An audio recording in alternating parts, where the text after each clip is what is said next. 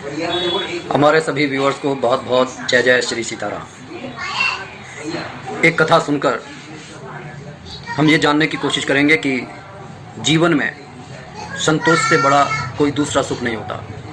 जो व्यक्ति संतोषी होता है वो किस तरीके से जीवन के उस परम आनंद को प्राप्त कर लेता है जिसके लिए बड़े बड़े संत भी अपेक्षा करते हैं।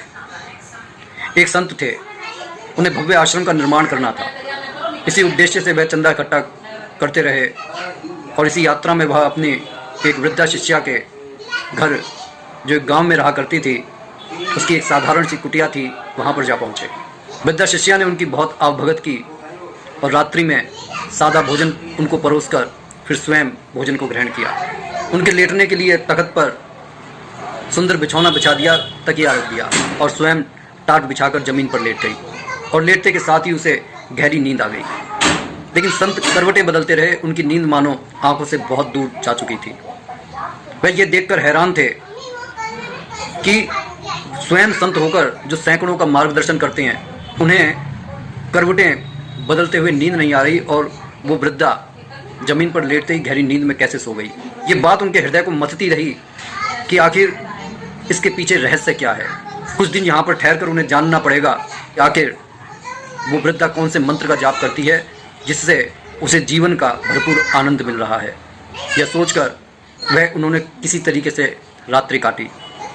सुबह उन्होंने वृद्धा की दिनचर्या पर ऑब्जर्वेशन किया। उन्होंने क्या पाया कि जो वृद्धा है वो सुबह उठी, अपनी झोंपड़ी को बुहारा, चिड़िया को दाना दिया, गाय को चारा दिया, सूर्य भगवान को जल अर्पित किया, पौधों को पानी से सींचा, गुरु महाराज को प्रणाम किया, थोड़ी देर भगवान का भजन सुमिरन किया और फिर आंगन की तरकारी तोड़कर लाई, भोजन का इंतजाम किया। सबसे पहले भगवान को भोग लगाया, गुरु को भोजन समर्पित किया और फिर भोजन को ग्रहण किया।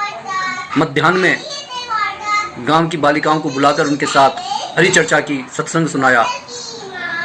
संध्या को धूप जलाया, घर के द्वार पर दीपदान किया और पुनः रात्रि के भोजन का इंतजाम करने लगी। गुरु को भोजन खिलाकर स्वयं भोजन ग्रहण करने ही जा रही थी।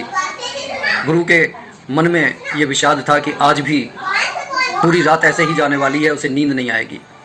इसलिए उसने तुरंत प्रश्न किया कि हे माँ, मैं यहाँ तख्त पर बिछौने पर सोया तो मुझे नींद नहीं आई, तुम वहाँ जमीन पर लेटी और गहरी नींद में सो गई, क्या तुम्हें जमीन की कठोरता सताती नहीं है? वृद्धा बोली, भगवान के भजन सुमिरन में मुझे टाट और जमीन की कोई कठोरता सताती नहीं है।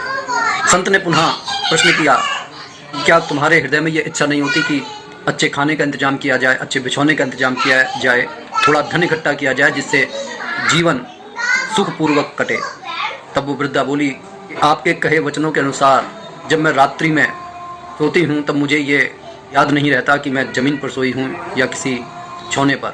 सिर्फ आपके वह वचन याद रहते हैं कि सारे दिन भर जो सत्कर्म किए हैं उनको ध्यान में रखो और उन्हीं के आनंद में समय गुजार कर मुझे ऐसा लगता है कि मैं परमात्मा की गोद में सो गई, फिर मुझे धरती की कठोरता नहीं सताती। फिर बस ही संत के मुख से वचन निकल पड़े कि संतोष ही परम धन है। मैं जिस सुख की खोज में भव्य आश्रम का निर्माण करने के लिए निकला था, लेकिन आज मुझे पता चला कि सुख तो साधारण कुटिया में तब मिलता है जब मन में संतोष होता है। कैसी लगी ये कथा कमेंट करके ज़रूर बताइएगा। बोलिए जय जय श्री सीताराम।